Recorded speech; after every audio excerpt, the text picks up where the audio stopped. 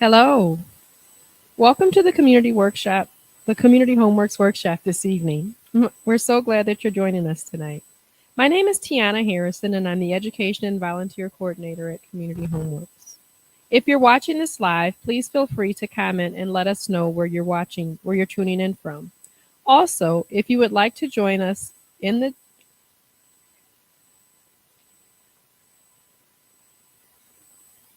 little technical difficulty, guys. Let's start that right over. If you're watching this live, please feel free to comment and let us know where you're tuning in from. Also, if you would like to join in on the discussion and ask questions, please put that in the comment section as well. If you're watching this after the live broadcast, we're still happy to answer your questions. It just may take us a little longer to respond. Community Homeworks is a nonprofit organization with a mission to empower homeowners to maintain safe, sustainable, and dignified homes. We get our funding from grants, gifts, and donations, so if you find value in this workshop tonight, we encourage you to donate on our website at communityhomeworks.org. Tonight's workshop is entitled Gutter and Downspout Repair with Mr. Lee Taylor. Mr. Taylor, we look forward to learning about gutters and downspout repairs. And yeah, like Tiana said, if you have questions, please ask, and I'll try to remember to actually rephrase it and say it again. So this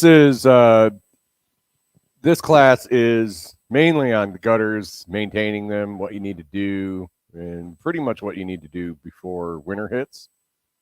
There are variations on all of this, but like I said, we're going to be going over just the basics of them. So I want to go over, we have our mock-up of, a simple roof. I want to go over just some of the basics of this. And you have, this is your shingles. And then you have, you have what's called drip edge. This is this piece of aluminum. It's actually put down on top of the roof deck. And it makes it so that the water kicks out over the shingles overhang a little bit, and they'll drip into the gutter. And then this is the drip edge right here. The gutter itself, like I said, this is just a section. And then you have different fastening systems. So there's a lot of different types of ways to be able to fasten those gutters to the roof and to the fascia. So we'll get into those. Fascia is, this, the easiest way to say it. So this is your fascia board. A lot of times this is a piece of 1x material, which is something that's about that thick and however wide it needs to be. The reason you want to be able to maintain your gutters is if the gutters aren't maintained, a couple things can happen. A, they're just not going to do what they need to do. And their main, gutter's main focus is to direct that water away from your house, away from your foundation. So if your gutters are full of leaf debris and whatever else, whatever comes down off the trees, plus roof grit. So you get a lot of shingle grit. And that's what this stuff is. It builds up in the bottom. This is just the granulars that are on the shingles. So by cleaning your gutters out, it's going to make it so that gutter is going to be able to work properly. It's not going to want to back up. The problem is that you have what are called downspouts, and if this is totally clogged with leaves and other debris, that water can't get out. And when it comes time to for cold, when the cold kicks in, this whole thing just turns into a big block of ice, putting more strain on the fasteners and everything else. And if those fasteners haven't been adjusted or secured down a little bit better over time, it just makes it so those gutters are just going to want to fall off your house. While, if that happens, one of the things that can happen is you can do damage to your fascia board, you can do damage to your drip edge, you can do damage to whatever is down below it. So like I said, a gutter coming off the house is just not a good thing. So we're going to talk about, I'm going to kind of go in order. We're going to talk about the cleaning aspect of it first. So when you're cleaning a gutter, you always want to think about how you're going to be doing this. If you have a 2-story house, this can get tricky because a lot of times they are really high up there.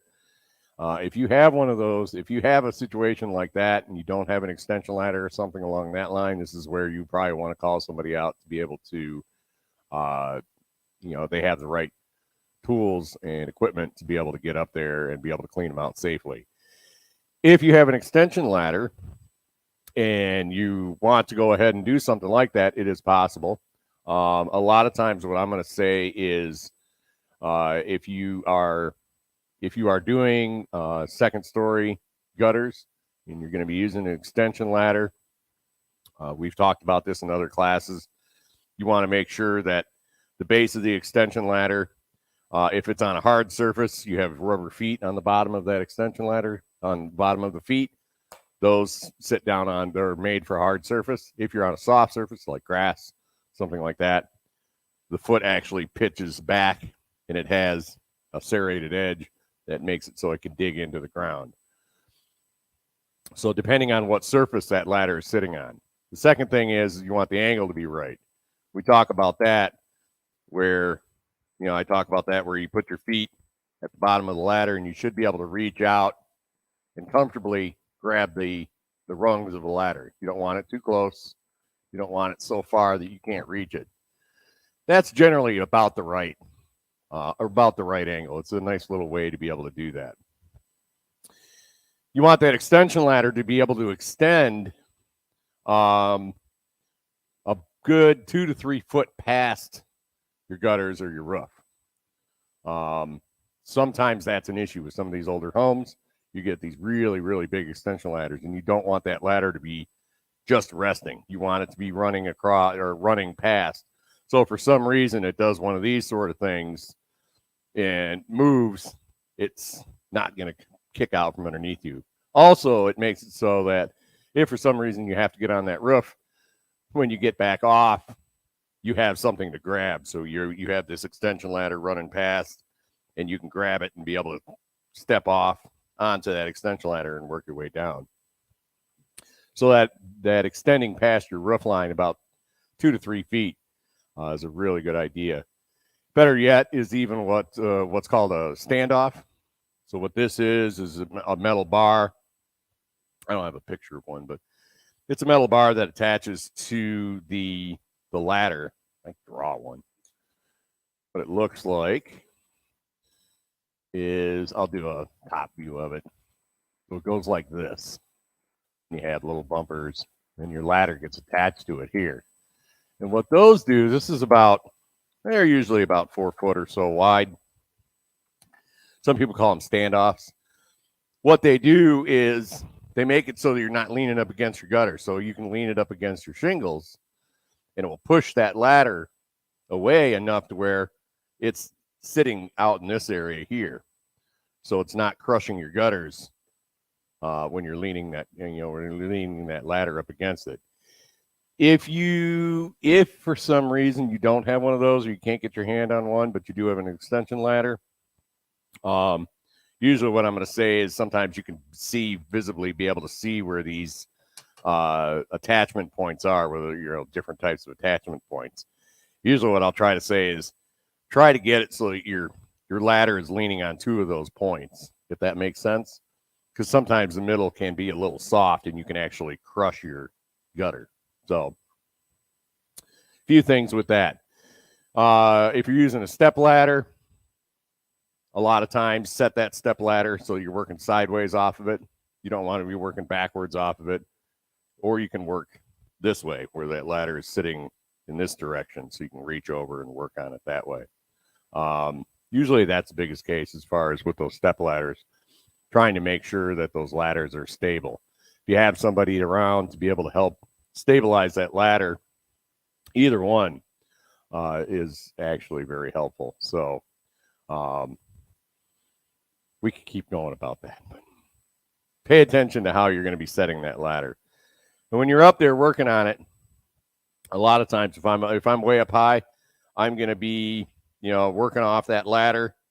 And the idea is that you don't stretch further than you can reach. You don't want to do one of these sort of things to try to not have to move your ladder one way or the other, because you're just asking for that ladder to shift on you. So generally, I say just about as far as you can reach. You can use simple tools like this, a little scoop or something. It'll give you a little more reach to be able to scoop that stuff out. Some people like to throw it in the bag. Me personally, I'll throw it on the ground. I'll deal with it on the ground later. That's a lot easier than trying to hold on to a bag and fill it and everything else. So just chuck that stuff onto the ground.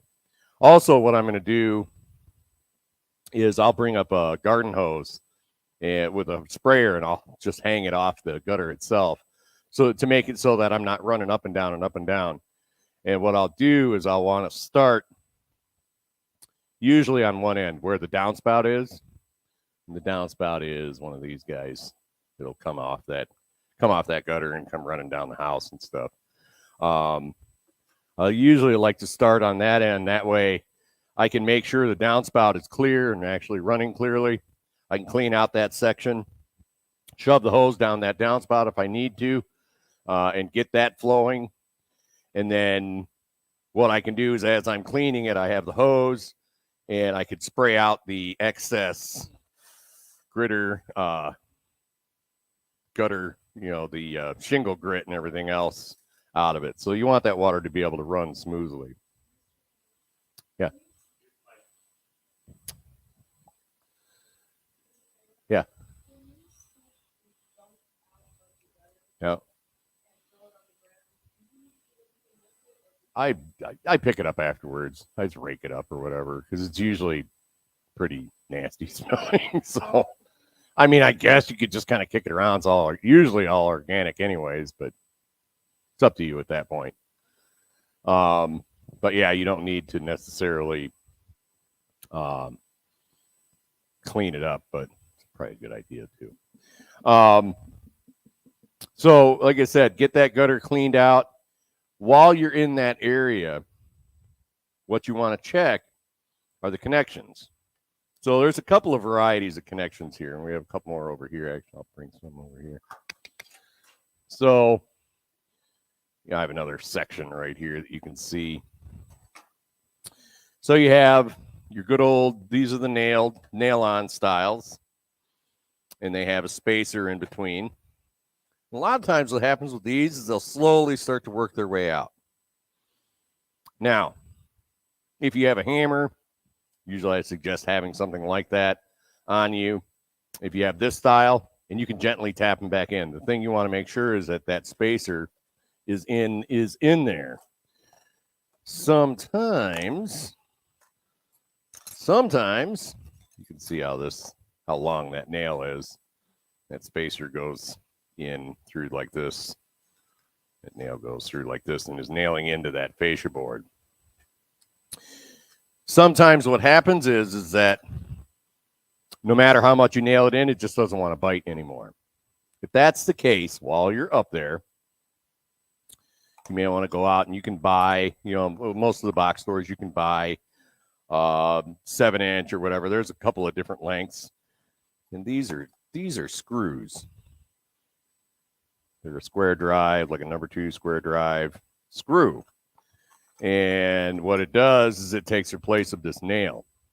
So if that nail doesn't want to hold anymore, you can gently pull that nail out, keep your spacer. If it's totally lost, a lot of times they're going to have some extra spacers in that container. You're going to have your screw gun. You're going to put that in. You're going to run through the same hole that the nail was in, right? And you're going to run that screw in. Generally, what I'll do, because I had to do this on our gutters also, if I pulled it out and my nail was, say, 7 inches, I would pick up like an 8 to 10-inch screw. Because sometimes the fascia board, there may not be, if that nail is only going in, say, this far, you may have to go in further And sometimes that inch or so extra can make a difference. So if you're running that route and you want to do that, I'd say go ahead and get a little bit longer screws if you're going to do that. There are other styles also. There's this is called a hidden styles. You got a screw right here. It's like a 1/4 inch nut driver. So again, if you have your screw gun or your drill driver, you can go ahead and tighten those up a little bit, and you just want to make sure they're good. You have other styles. This one, do it this way. This one, it clips in underneath. Of course, I'm not going to be able to do this. Yeah. It clips in underneath. I'm not going to be able to do it fully, but it clips underneath like this. Don't pay no attention to that part because that's usually clipped into the, and then you have straps like this. And what those straps do, come on, there you go. What those straps do is give you a hard time. There they go. And they will sit on the roof like this. If you have a system like this and you notice that these are getting pulled out, you need to be careful with that. Sometimes, you can go ahead and try to nail them back on, but you can have issues there as far as not having a long enough nail or whatever. I think ideally they are tucked underneath that shingle. They might be tucked underneath like that. So sometimes these can be a little bit more of a hassle, but that's a type that are out there. So you want to make sure that gutter is attached well. While you're doing that also, that drip edge that I was talking about, you want to make sure that the gutter itself, I can pull this back. You can see how that gutter ends right about there. And you can see that drip edge overhangs that gutter, the back of that gutter, a 1/4 inch or 1/2 inch or so. You want to make sure that's the case. What can happen with freeze thaw over time is that gutter can do this, where the back of the gutter is actually in front of this drip edge. The reason that's an issue is that if water comes off, that water is going to come off the little lip. It's going to run like this, and it's going to run in behind your gutter.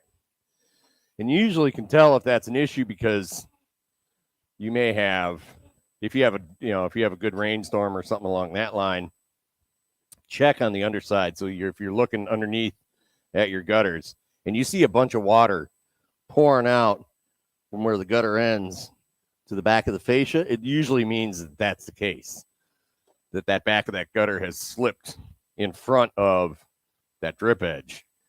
So sometimes if that's the case, all you need to do is grab this gently, pull it up a little bit, and sometimes it's enough to be able to kick that back of that gutter. Why is that a big deal? What will happen is water continuously running on this wood fascia board, it will rot it out. And it can get rotted out pretty quick. So, it's one of those things when you're cleaning that out, few little details you want to keep in mind and look for. There's something else you can do sometimes, depending on how wide this drip edge is right here. There's some drip edges that are really short. So let's say you had your roof redone recently, right? And they put new drip edge on and stuff. And then you notice it's dripping from the back. I'd be calling them back and say, hey, the drip edge you put on is not covering the back of my gutters, and water's now getting in between my gutter, the back of my gutter, and up against my fascia board. Another little detail to think about when, if you have a new roof putting on, ask them to make sure that they put a drip edge on that's going to be able to cover the back of that gutter, because like I said, if it's not done, it can be worked on later, but it's a pain. So, and this is what happened with me, is that my gutters over time sagged and did whatever. I had to cut pieces of aluminum, like a long strip, and I actually tucked that aluminum back up like this. And as crazy as it sounds, that was enough to be able to keep it in place and make it so that it was, that if that water was clinging against that, it was going to get down into that gutter. Like I said, there are ways to be able to fix it, but it is kind of a pain. So while you're working on your gutters, especially if they're up higher, really any of them, what a lot of people do is they just don't like cleaning out gutters. Can't blame them. So couple things. So I'll show you this guy right here. So this is a connector. This is, say, like where your downspout's going to go. So your downspout's connected and it runs down to wherever. All right. A lot of times these downspouts get totally clogged up with twigs and everything else. So there's a couple things you can do. You can put in something like this, and basically all it does, let's say your water's running from this direction, all this does is stop all the twigs and debris and everything from falling down and clogging up your downspouts. So there's a version like this where when it comes time to clean them, you just pull it out and you can throw it down, have somebody spray it off, or you can kind of knock that off. Or you can do something like the thing that I just had that I lost. Oh, there it is. You have something like this. This is made out of aluminum. It looks like that. But this sits down right inside, just like that. And it does the same thing. You get a bunch of stuff that'll collect around it, but it's not going down your downspout or your downspouts. And you can pull that out, clean it off, shove your hose down there, do all that stuff to clean these out, and then go ahead and stick this back in. So this is a way to protect your downspouts. A way to protect your gutters as far as having them so that you don't have to get up there and clean them as often. A couple of varieties out there. So you have varieties like this that a lot of times, I don't like these personally. They tuck underneath. I like to tuck them underneath the shingles just a little bit. They're grouchy. And they'll sit. They'll clip in like this. Now, the issue is with these style hangers on there, or with these style hangers, the issue is this. You have this little lip here that sometimes is going to hang up on this part. So sometimes you have to nip that off for it to be able to sit and be able to clip underneath. So they have this style. Some of these come in where you put little hinges on here and you can actually fold them down like this and flip them back to be able to clean it out. Those are nice. Just when you put them on, you put your next one on, don't overlap them. Leave just a little bit of a gap so that you can go along and flip each one. So you're not, depending on which end you go, you're not doing this sort of thing where you have to try to flip them all. So if you're doing that, go ahead and leave a little bit of a gap. Here's another version that's vinyl. I don't like the vinyl ones usually because they get beat up. They have a tendency to, if a twig hits it or something along that line, it can pop out. But this is the same style. It's got a mesh on the back. So it just lets the water through and even diverts like the grit that comes off your roof. They have this style where you'd cut this out and it sits in your gutter like this. And I'm only going to do a little section, but this sits in your gutter like this, or it pops up like this. It's relatively inexpensive. The only issue with it, can be a little grouchy sometimes, is that it'll sit just like this, but it's soft still. So if something falls on it, you can get this collapsed in pretty easily, meaning you're going to have to go back up there and play around with it again. So like I said, they do have this style, but it has its issues. Now we're going to talk about the thing that I like best, These come in 4-foot sections. They're a little triangle like this. So you get it all cleaned out. And you have a pair of scissors. Cut up whatever you need. And you just put them into the gutter. You're going to notice that there's a top. See how there's a difference in the color? I don't know if you can necessarily tell that. But there's a top that has a different feel and usually a different color to it. It's a little more resistant to the sun and stuff. So that's what you want facing up. And again, they're going to talk about this on the instruction. But it just sits in the gutter. You cut it to whatever length you need in between your brackets or your, however you have them. It sits just like this. You have all this area underneath where the water is going to perk through and it's going to be able to let everything out. The shingle grit doesn't necessarily get through there either. I've had mine in probably 8 years now, about, and I have not had to mess with them. But if for some reason, if you want to, you can always get up there and pull them out, rinse them off if you need to, and then pop them back in. So I like these personally. They go in quick. They're durable.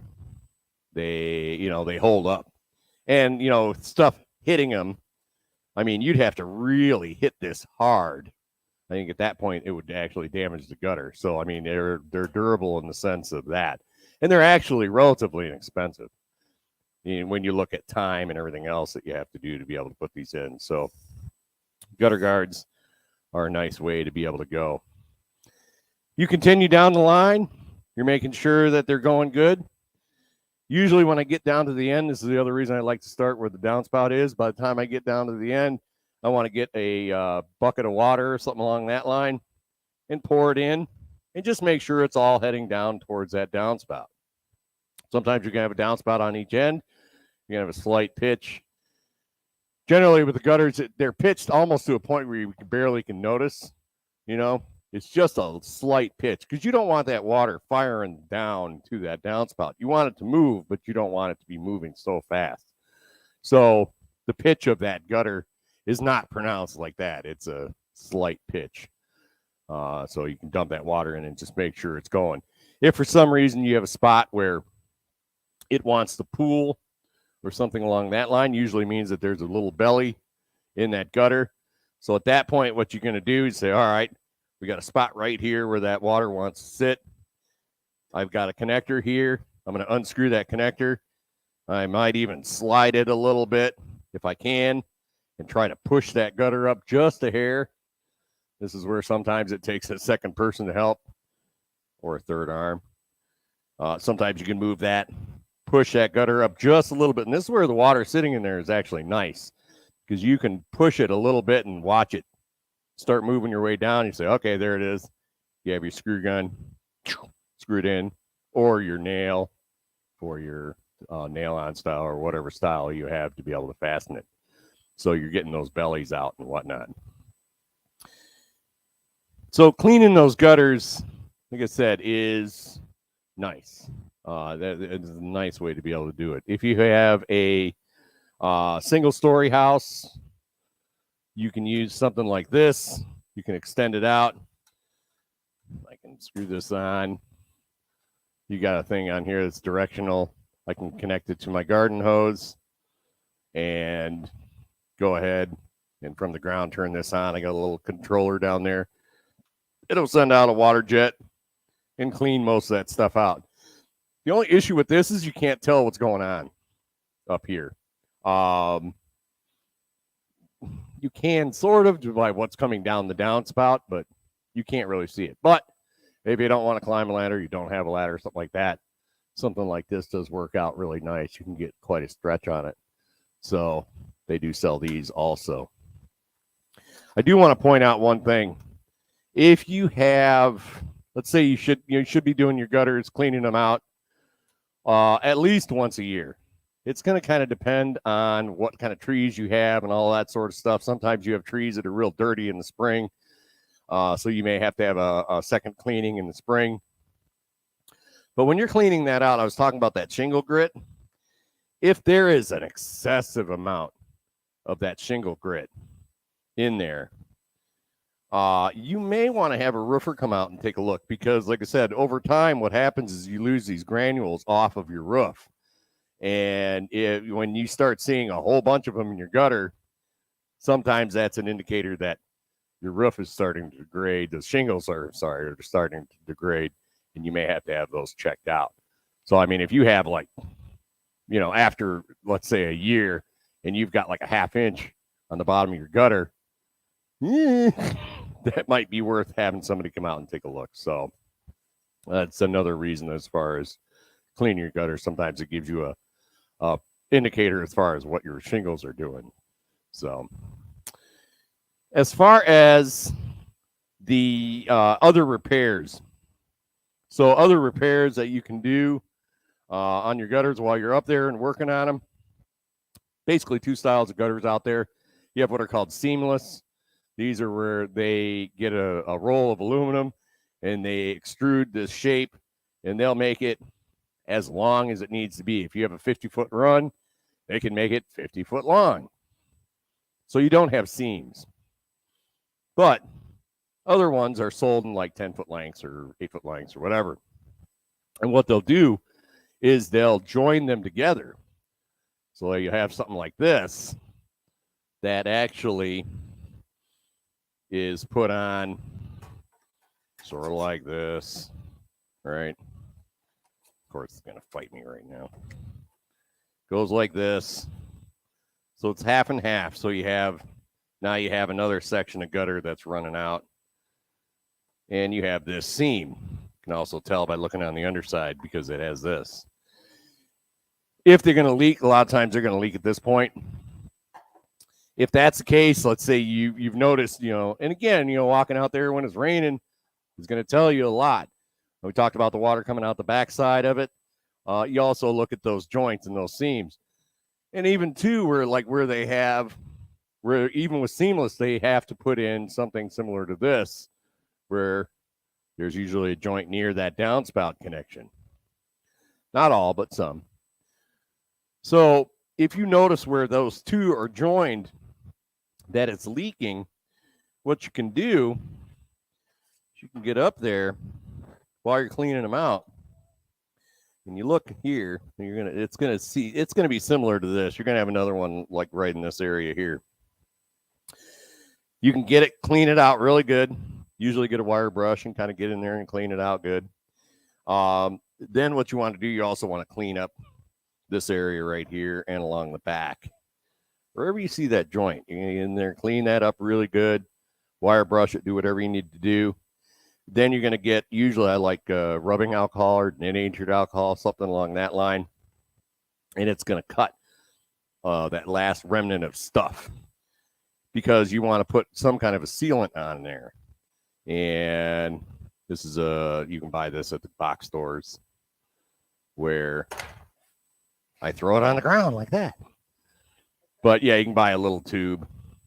And they sell it in, like tubes of caulk and stuff too. And you can get in there and squeeze it in there. I'm not going to get into it right now. You can squeeze it in there and kind of work it into that joint. But again, you want to do this so that you want it to be clean, because if it's not clean, I don't care what stuff you're using, it's just not going to stick. So that's that denatured alcohol and that wire brush and all that sort of stuff.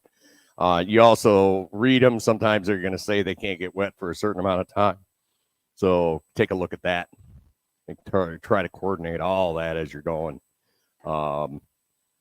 Sometimes that's going to do it. Sometimes it doesn't. But like I said, there's a lot of ways to be able to do that. So you want to kind of keep that in mind also. So if you've cleaned your gutters out and you're happy with them, you put in whatever you want as far as something to stop those twigs and stuff going through to your downspouts, and putting in some kind of gutter guard foam or whatever you want to be able to do. That's good. You made sure everything is secure, or changed it over from nails to screws, or tightened things up, gotten the bellies out of them, that sort of thing. Dump water in it, it's running the way it needs to run. You have what's called ice damming. So what this does, and I got a picture of it. I'm going to show you a picture of it. I don't know if this will show on this. So this is ice damming. What happens is this is your overhang. This is your soffit. And all this area here is cold. And what happens is you get heat loss coming up through your roof, and the snow melts. And as soon as it hits this area right here, it's cold, so it freezes. It creates a little dam, and then more snow comes and melts and freezes and builds up and builds up and builds up. And what happens is, and I'll show you here, usually this is happening further up. But let's say for our purposes that this ice dam is happening right here. There's a big bulge of ice that's happening right in this area right here. What's going to happen is that water doesn't have anywhere to go. So what it does is it actually works its way under the shingle and underneath here and drips down into the house. That's usually an indication that you have too much heat loss, so you're not good enough ventilation. Those are other things we'll talk about in other classes. So if you have something like that, or somebody says you have ice damming happening, while you're cleaning those gutters out, this is the time to be able to deal with that. You can do it in a couple of different ways. This way is a nice way to be able to do it. The issue with this is that you're going to need to have, technically they say you're not supposed to run this off extension cords. So you may have to have an electrician come out and put an outlet or something up top. But anyways, what this does, this is a short little guy. You can see how it runs up the roof like this. And what it's doing is it's running up past that point where the how much of an overhang you have. So let's say you have a 2-foot overhang, meaning you'd have to bring this tape up a good 2 foot, up past where that where the house meets this overhang, because that's in the area where that water damming is going to happen, that ice damming, I'm sorry. And what this does is it just cuts a channel. It doesn't melt the ice dam. It doesn't do anything like that. All it does is it stays warm a little bit and makes it so that that ice damming doesn't happen. And water will run down to your gutter. Now, with that also, you always have to kind of think about what you're going to be doing with this, because sure, if you have water coming off your roof and you've dealt with your ice damming, and you don't have water necessarily wanting to back up back into your house, if it goes into a gutter that has no means of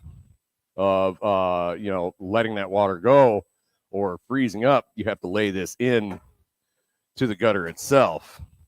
So this lays in the gutter, and again, they talk about all this in there. So you want to run it down the gutter. It keeps the channel open for that water that's coming off that roof, even when it's freezing out.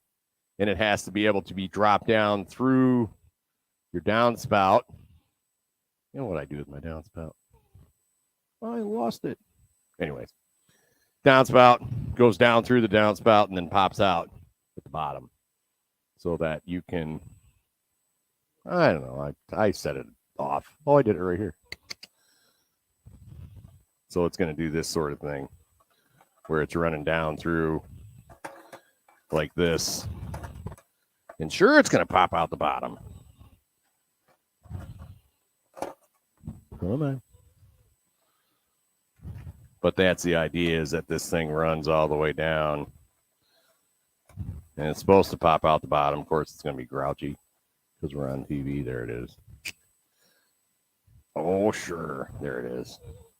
And it's just going to sit out just like this, so that water has somewhere to get out. So, putting in some kind of a system like that, or having something like that done, sometimes you have to they come in different lengths and stuff. Sometimes you may have to have multiples. A few things with this. Technically, you're not supposed to, like I said, you're not supposed to really run them off extension cords, at least for this brand. And a lot of times, too, they don't want to see they don't want to see them overlapped like this, because it all of a sudden can become a fire hazard. So if you're doing something like this, really read the instructions and do what they say they need to do.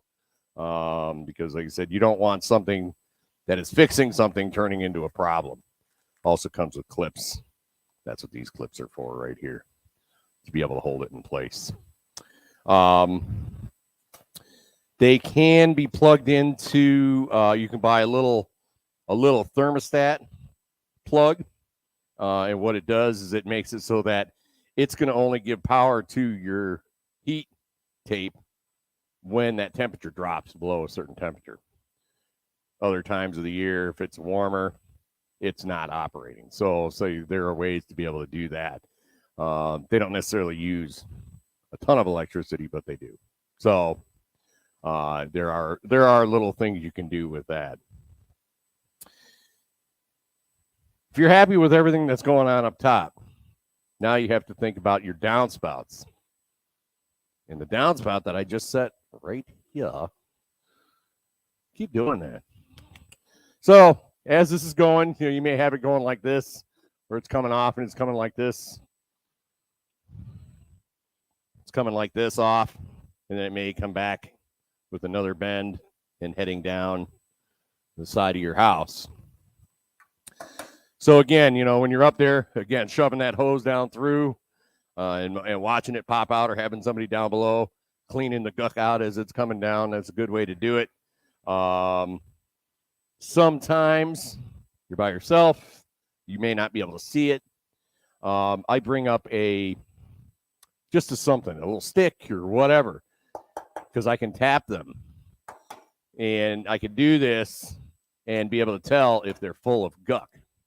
So, they're going to have that dull thud if they're full. And sometimes you have to give them a little rap occasionally for it to break loose, for all that stuff to be able to come out. So when you're inspecting your downspouts, you're inspecting that they're clean. The other thing you're looking at is this. So when you look at that downspout, I don't know if you can tell. See that part right here? This is an aluminum downspout. This is where this is folded over on itself. There's a seam. And if let's say that downspout got clogged and it froze and that ice expanded, sometimes that seam breaks apart. And so when you're checking your downspouts, you want to make sure that seam's not opened up. If it is, you're not necessarily going to squish it back together. You may have to go to the store and buy another section of downspout and put it together, cut it with your hacksaw, that sort of thing. A lot of times you can save the pieces and have the exact size that you need. And you may have to put them back together. The thing with that is always you may have to get new elbows, and there's a whole wide variety of these. I like to make it so that depending on it depends on really how you want to do it. If you want to make it so that you can inspect those seams from the ground, flip it around so that seam's down low. If you're going to be doing it off that ladder and you're going to be looking down at it, flip it so that seam's up top. Because a lot of times, if it's like this, you may have a crack in that seam and not be able to see it unless you get up on a ladder and look at it. So think about that. Then think about the orientation as far as how that gutter is going. And I talk about how the water is going to flow. So similar to what we were talking about with dryers, as far as putting that bed together, the water's running in this direction like this. It's slipped in like this, so it's not having a catch point for other stuff and debris and whatever else. So you're looking at how they're, making sure they're good, they're secure, and that they're secure to the house. So here's the other part. You're going to have this gutter. Do it over here. So you're going to have this gutter coming down, right, on the side of your house. And what can happen is that you have a bracket.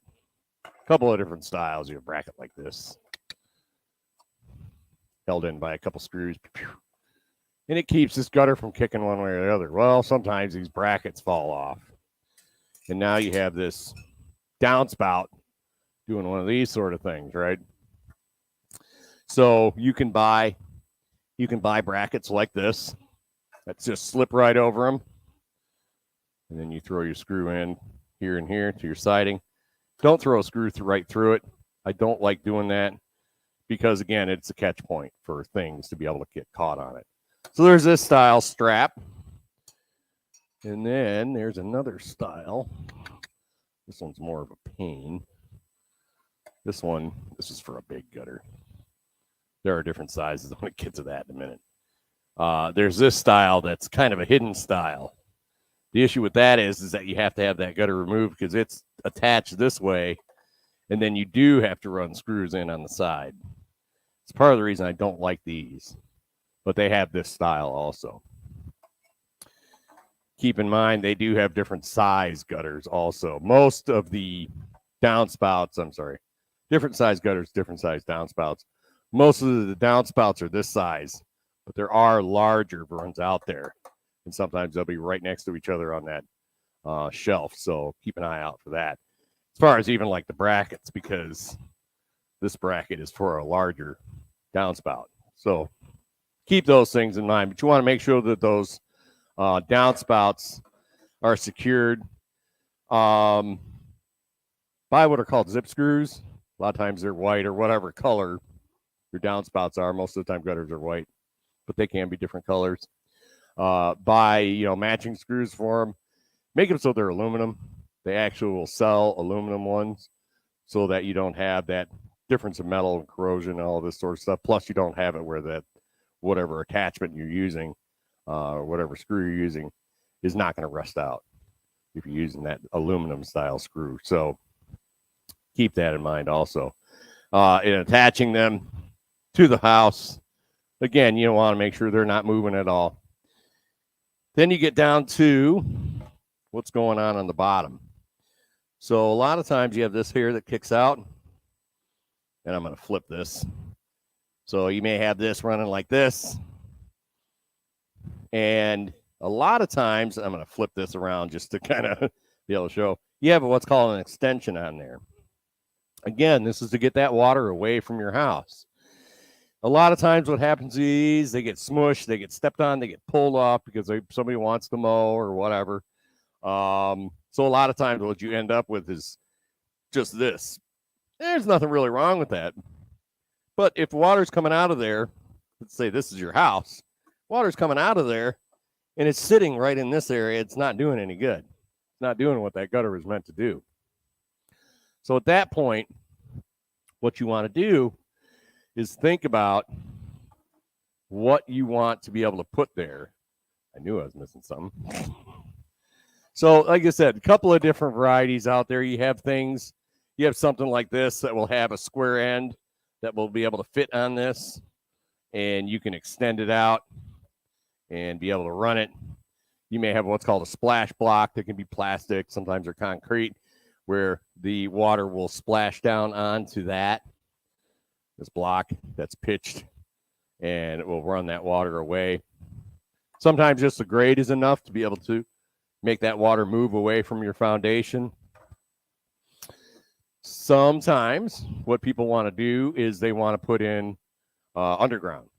So this is where you're going to have your downspouts coming like this, and they actually connect up to a 4-inch pipe that's something like this, that's buried in the ground, pitched a little bit, and taken to what's called a pop-up drain. Let's say you want to run it 10 feet out into your yard, and the water will run through and pop up and drain out in an area where it's not that big of a deal.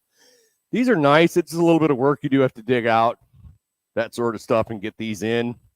Yeah, I helped our daughter do that. They are nice.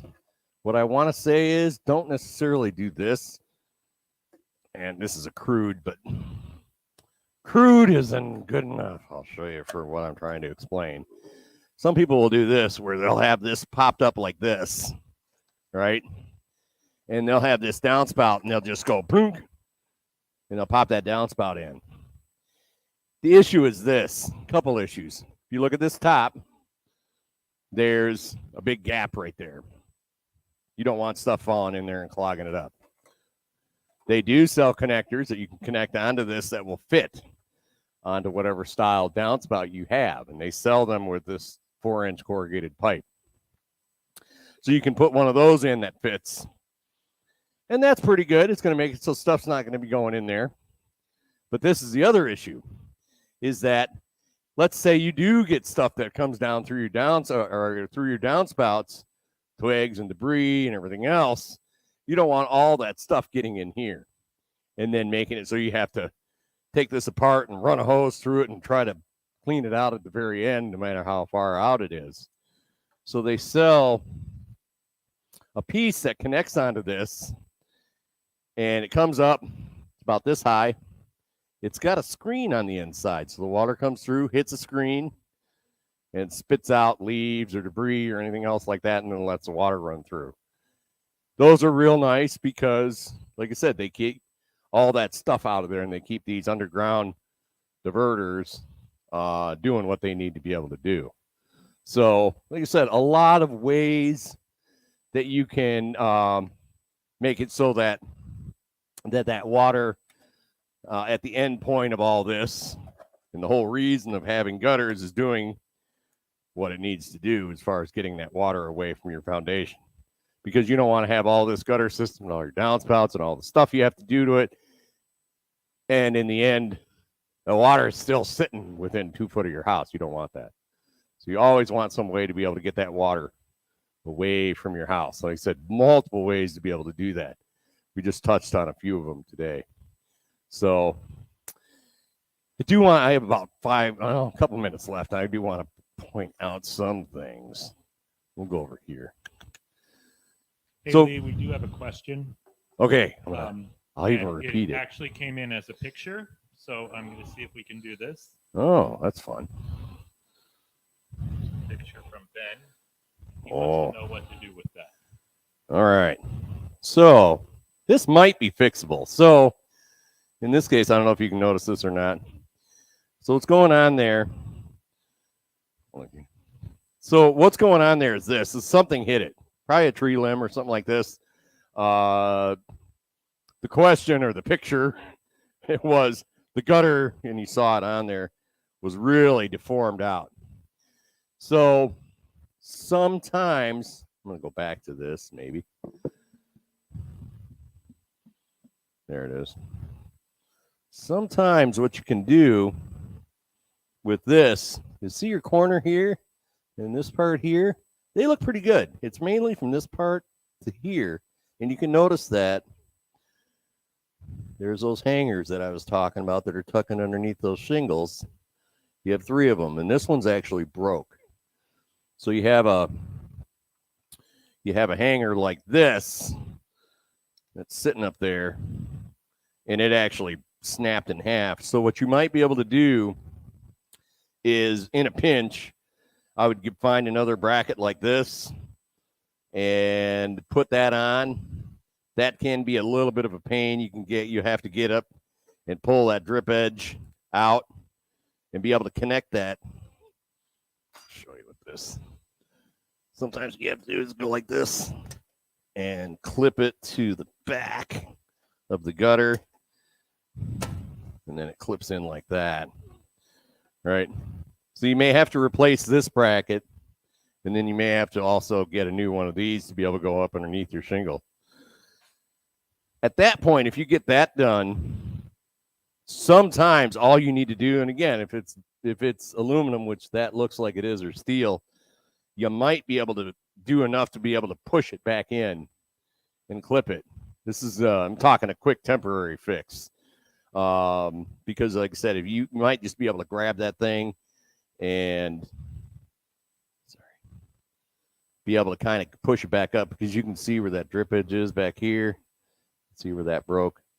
You might be able to fix that way. Or what you're going to have to do is cut this section out and this section out, go down to your hardware store, buy your section that you're going to need, buy a few of these, slip them on, do your whole seam, goo, and all this sort of stuff, and have your bracket to be able to get it in there.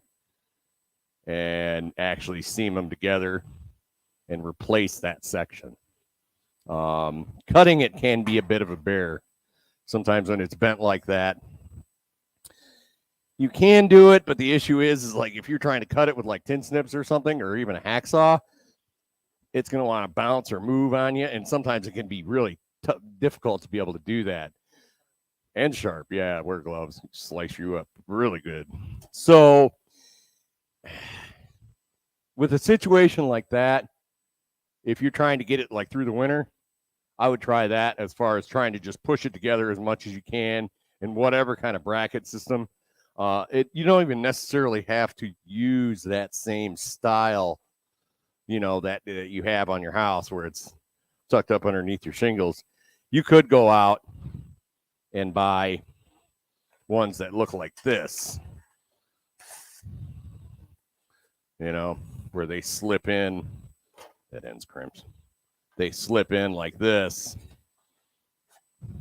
and then this end goes back over it, and then you just run your screw in, just like this guy right here, and run that in. So yeah, you don't necessarily have to match up the same exact hanging system, but I do want to show you here. Here's another good one here. We have a couple of websites here. I'll leave that on there for a second, or I don't know if you can put those on there, Jason, or not. So, like I said, the YouTube in this wonderful age, it goes through all that stuff, which is great. So, and then here's a version. We talk about this a little more in another class too, where we have to pull the nails out, so we put a block of wood in to be able to pull that nail or whatever fastener is in there, so you don't crush that gutter. Here they're showing it cutting it with a hacksaw. That can be a little tricky, but getting that cleaned out and stuff, getting that out. I do want to point out one little thing, if we can go over a couple minutes. All right. So if you're doing that, where you want to cut that out, right? So let's say you're using a hacksaw and you mark on here how you're going to want to cut it. So you can use your hacksaw and you can cut. You can get all the way to about here. The issue is going to be this area back here. And I don't have, of course, the knife I didn't use, but you have your utility knife, not a knife like this, and you mark this back side. And what you can do with that utility knife is just scratch on that mark 2 or 3 times. And what's going to happen is it's going to weaken that metal to a point where you can do this sort of thing and almost get in there and just and peel it. I knew I'd get bit because I didn't bring my utility knife. And we don't have a utility knife up here, do we? Where is that utility knife at? Oh, it's hiding on me. Anyways. Oh, this. Wow, super fancy. Show you what I'm talking about.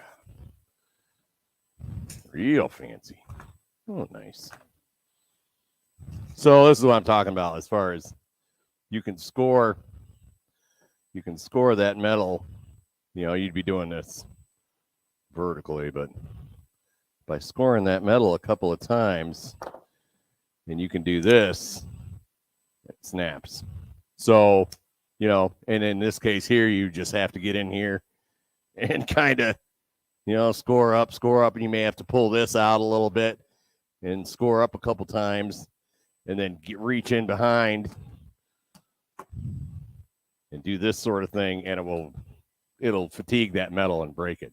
So there are ways to be able to do that.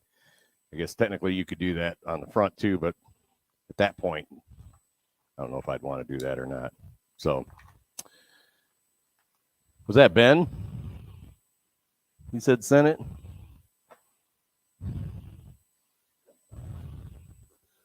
Jace? It was Ben who sent the picture. Okay. Well, yeah, Ben, hopefully that was enough to be able to answer it. Past that point, you may have to call somebody out who deals with that sort of stuff. But That one looks like it's relatively straightforward as far as getting access to it. It's not real high up and stuff. So, yeah, that's something you want to do, because something like that, once it ices up, yeah, it's coming down. It's a good chance it'll come down this winter. So, with that, I'm 5 minutes over. So, anything else? No? We always appreciate when you go over, Mr. Taylor, because you are a wealth of information. I just want to thank everyone for joining us this evening. I hope that all of your questions were answered and you were given the opportunity to learn something that you've never learned before. I want to invite the community to come and join us at 812 Bryant Street, where we have our classes on Tuesday evening. They start at 6 o'clock. The space is waiting for you to get in here. We will be here next Tuesday and hope that you will too.